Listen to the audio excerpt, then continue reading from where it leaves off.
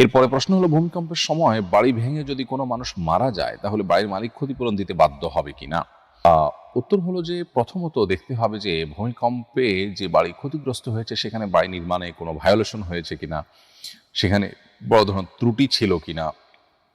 যদি এমন হয় যে যিনি বাড়ি তৈরি করেছেন, বাড়ি মালিক, তিনি ত্রুটিপূর্ণ বাড়ি তৈরি করেছেন, নকশার বরখেলাপ করেছেন, প্রচলিত নিয়মের ব্যত্যয় ঘটিয়েছেন, নিজের মন মতো করেছেন এবং তার এই কর্মকাণ্ডের মধ্য দিয়ে মানুষের জীবনকে হুমকির মধ্যে তিনি ফেলেছেন।